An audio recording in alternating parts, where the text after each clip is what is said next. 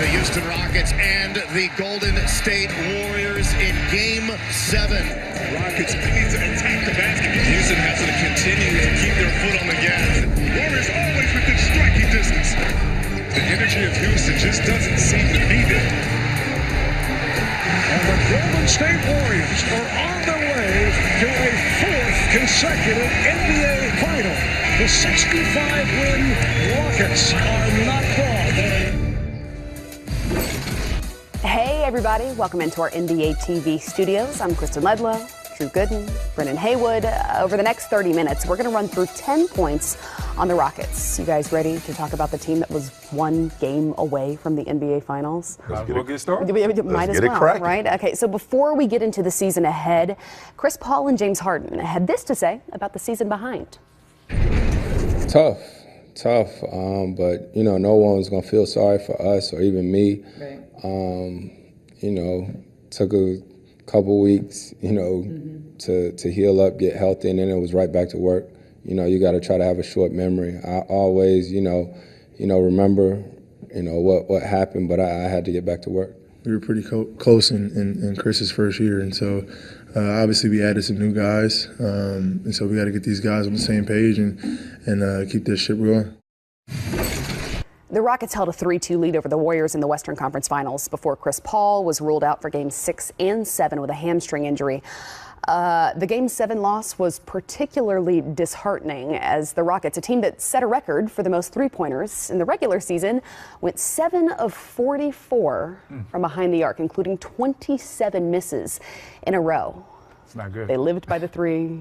They died by the three. How long does it take to overcome a mental loss like that? Well, I think it sits with you for a couple of days, and sometimes it can even hang with you during the summer. But as Drew can tell you, in that type of situation, what you can do is you can use that as your motivation. That's what wakes you up. That's your why. That's your drive. And in those summers when you don't feel like getting up, putting that extra work in, you start thinking about that Game 7. You start thinking about those experiences. So I don't think there'll be a hangover. If anything, I think that'll motivate this team. It'll push them to be better because they realized they were so close. They had the champs on the ropes, and now they just have to take it a step further. You know what?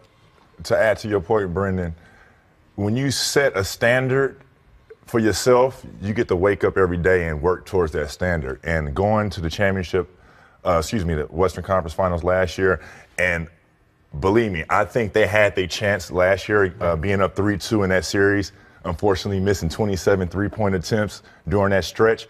I mean, that's going to haunt them. Now, do you wake up now and go to the gym and shoot more threes? You know, you said live by the three, die by the three.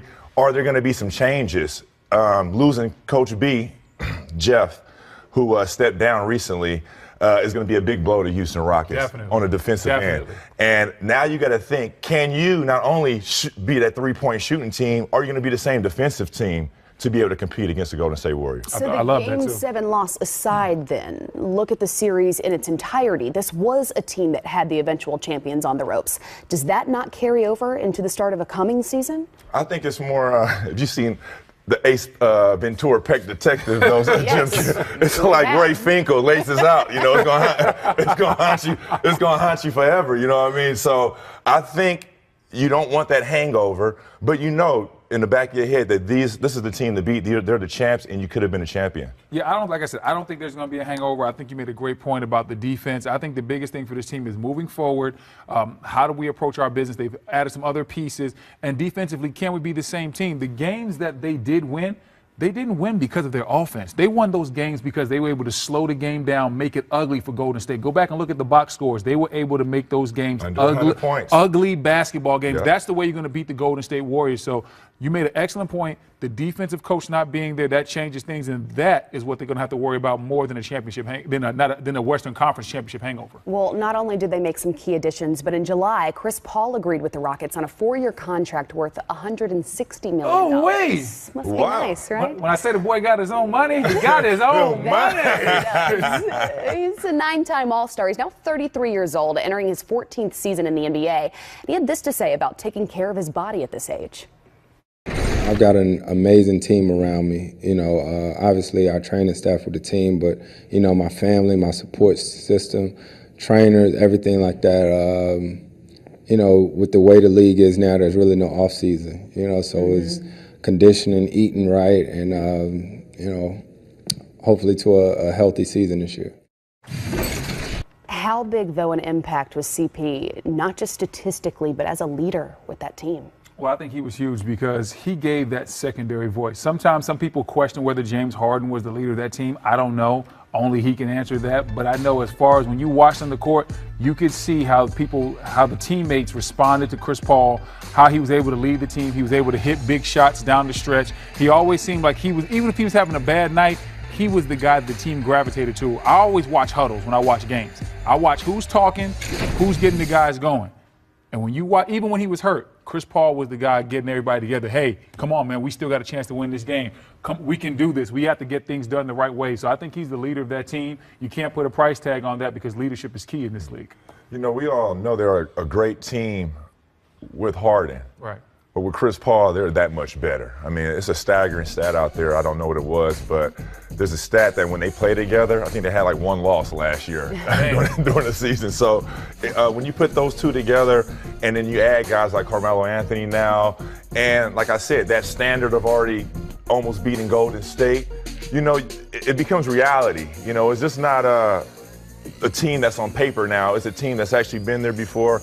And it's reality now, and they have something to strive for. I'm glad Chris Paul got that contract this summer. He could have probably been, you know, out there a little longer in free agency, but I'm glad they brought him back. We've heard him talk about, though, taking care of his body at 33. How much longer can he be effective as a starting point guard on a championship contender in the NBA? I mean, that's up to him in health, and you know, taking care of your body. He said it best. I mean, you don't want to. From almost tearing his hamstring last year, or his quad, or whatever it was, to coming into this season, you got to think his antennas are up, trying to be healthy, because it's a little part of him probably feels like it's his fault that they did not win the championship. So he's going to work continuously. He just got a huge deal. If that's not incentive to work harder and take care of your body, I don't know what is. So I think he's going to be concentrating on taking care of his body at 34 years old and in it for the long haul for the Houston Rockets. Yeah, I think Chris Paul definitely has a couple of seasons where he can still play at an elite level. He's continued to mature as a basketball player. Not as fast, not as quick as he once was, but he makes up with that. He's gotten better as an offensive player. He understands how to play the game to his speed now. So he's wiser as a basketball player. He also knows that he has to eat the right things. He has to put the time in with his body to make sure that he's light, he's fit, and he does all those things. He's a very hard worker. So I think he has a couple more seasons left because not only does he put the time in off the court, but he's a smart basketball player. Aging basketball players have to change their game slightly. Chris Paul has done that. It's really a lesson for all of us, though. It's more of a life lesson. Yeah. Andre Miller. Sure. But later in July, one of CP's buddies, Carmelo Anthony, agreed with the Rockets on a one-year contract worth $2.4 million. He was involved in a three-way trade that brought him to Atlanta, ultimately being cleared by waivers. And keep in mind, Melo has a well-documented history with Coach Mike D'Antoni, but recently he addressed their relationship with our Allie LaForce. It was good for us meaning myself and D'Antoni, to just have a real conversation. And, you know, I was younger, he was younger. Being in New York, you know, can cause a lot of tension itself and a lot of stress itself. It's one of the toughest media markets. Yeah, of course. But for the most part, it was just good to have that dialogue with him and kind of get that out the way first, and then now we can just focus on winning the championship. That's it. So they've discussed it, but considering their history, do you see this perhaps posing a problem? I don't think it will pose a problem because I think Carmelo Anthony realized that life is a little bit different outside of New York. Last year, for the first time, he had to be the third option. And it's not about him getting his shots anymore in his area. It's about how do I fit in with the other guys? Because now he's a complementary piece. He's not the main guy. So I think they definitely talked about that. I think Mike D'Antoni is an excellent offensive coach. He's going to put Carmelo in a position to succeed. But Carmelo has to understand some nights it's not going to be his night. The body language has to be great. Some nights in the fourth quarter, he's not going to finish games. He has to continuously clap and support his teammates, which he normally does, but the cameras are going to be on him. It's all for appearances. And so I'm sure that him and Mike D'Antoni have talked about that, how we're going to use you, your different role, and how you're going to fit in with this team. I think the good thing, Melo has seen this role already, and that was last year in Oklahoma City. But he didn't like it last year in Oklahoma. But he had a taste of it. Yes. You know what I mean? So now it's nothing new to him being the third option or fourth option. But one thing is going to point out, and this is the question, does he start He has to start. Now, P.J. Tucker, you know, I think that's a piece right there that's been proven. You know, he's a guy that can play defense at that stretch 4 position. He can knock down the outside 3, and he's proven already in that system. Do you start P.J. or do you start Carmelo Anthony? I think you start both. You go with P.J., Carmelo, James Harden, Chris Paul, and Capella. I like that 5. Okay. Well, we see. That's why we're not the coach. I think that works. And then, like I said, even though Carmelo has to give a little bit of himself as far as from an offensive standpoint, I think not starting him is something he's not ready to give up just yet. Everybody thinks the NBA is just all athletic or all being able to shoot. No, you still need those fundamentals from when you were taught to an 8-year-old to, you know, when you're a 28, 29-year-old in the NBA. There's a lot of moves and a lot of decision-making that you have to make within a small time frame in order to be one of those elite guys. So as I come down, my head is up, and I just, got you. That right there happens in 2 seconds, maybe less than that. It gotta be a quick decision. Obviously, I'm a playmaker, and I gotta make sure I get all my guys involved, but I'm a scorer as well. So as I come down as a playmaker and scorer, myself is first, get by him, then I make the next decision. If he comes to step up, I throw the lob to Clint. If he doesn't step up, I go dunk the ball. If the big comes over and helps, and that guy sinks in, then I got one of my shooters in the corner, all right?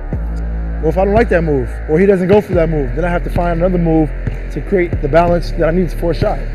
Might be behind the back, in and out, hezzy, side step, he jumps for it, hesitation.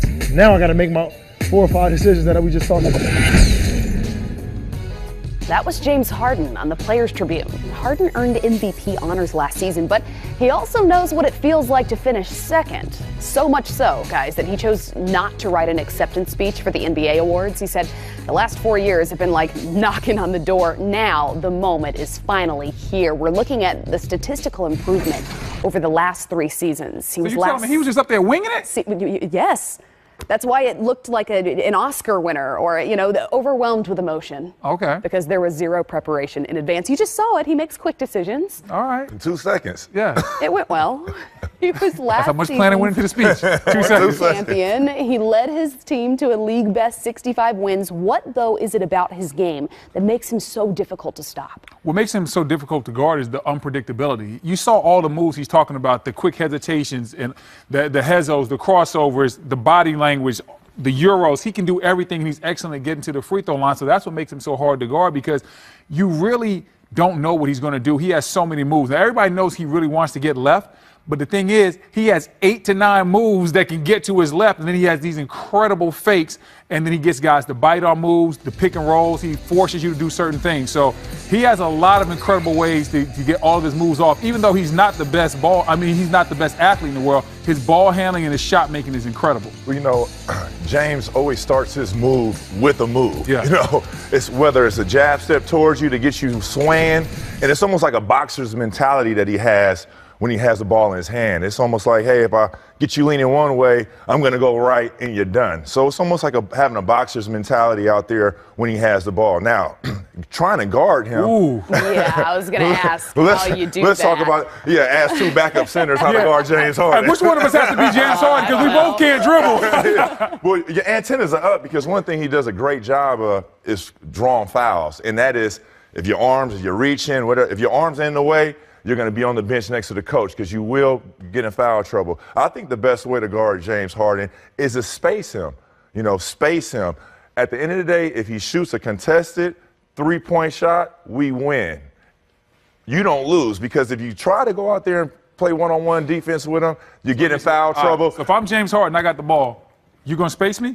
I got to space you. I got to. But you know, hey, he's right into it. And I did my job. And I did my job. Now, if I get up on him, now I'm playing into his hands.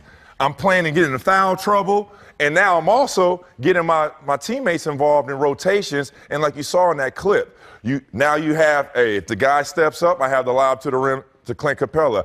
If he doesn't step up, or this guy steps up, I have my shooter there in the corner. So the decision-making is starting on guys pressing up on him and allowing him to go one-on-one.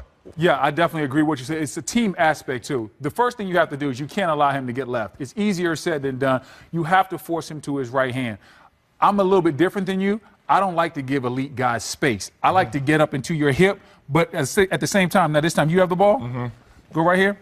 I like to, like I'm just saying, I would rather see them force him right, but make sure you're sliding, and when you pick up, he wants you to reach. You have to have the discipline to have your hands back and then go straight up. Then you got this. Well, listen, that's when you start doing all that. That's where all your help is. But I think the biggest thing is you have to get him to his hip. You have to force him to his right. You have to hope your teammates are there to help you. You can't go for a lot of the fakes. Once again, easier said than done. You can't go for a lot of fakes because he has a lot of fakes to the right to go right back to the left. You have to be disciplined. If you want to watch great film of how to guard him, watch the Golden State Warriors. They do a great job of trying to force him to his right hand into the help. Well, guys, despite the Rockets finishing with the best record in the NBA, they still made significant offseason moves. Trevor Ariza, Ryan Anderson, Luke Mute no longer on the team. They did, though, make key acquisitions in Brandon Knight, Michael Carter-Williams, James Ennis, Marquise Chris, and, of course, Carmelo Anthony. So the question is this roster, as currently constructed, meant to outlast the Warriors?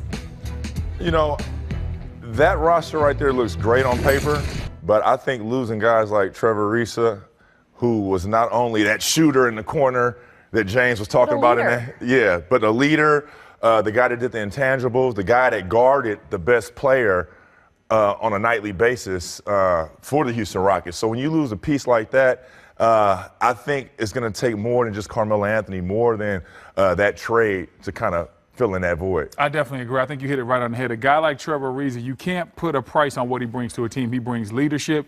He brings harmony in the locker room. And more importantly, he brings that tough tenacity from a defensive standpoint. When you watch when they played Golden State, he was the guy that went one-on-one with Kevin Durant. Kevin Durant won a lot of those battles, but he made life tough on Kevin Durant, and that's all you can do.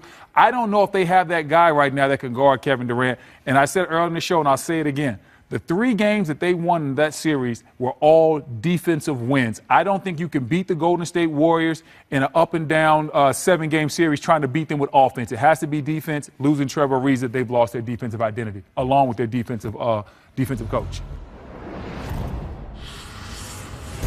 The Houston Rockets set an NBA record for the most three-pointers made in a season. That was breaking the record that they had set the season before. And last season, the Rockets finished with a franchise-best 65 wins. That was good for best in the Western Conference. So, guys, this season, will the team win more or less than 56 games? I would say less. Losing their coach and Coach B, losing Trevor Ariza, who I think was the glue guy for their team, I think it's less. I'm going to go more. I still think they're one of the best 2 teams in the Western Conference. They still have James Harden. They still have Chris Paul. They still have Capella. I think you said it best. That group really doesn't lose a lot of games when they're together. So they've missed some pieces, and they're definitely missing their defensive coach in Ariza. But I still think this team is one of the best teams in the Western Conference, right below the Golden State Warriors. I think they go over that. So you think more. I'm taking the over. Do you still think that they are the closest to outlasting the Warriors? In the West or in general? In general. In general, no. You think someone in the East then could perhaps beat the Warriors? Smell some Celtics green? The Celtics, man. I think the Celtics and Toronto have better personnel to match up with Golden State right now.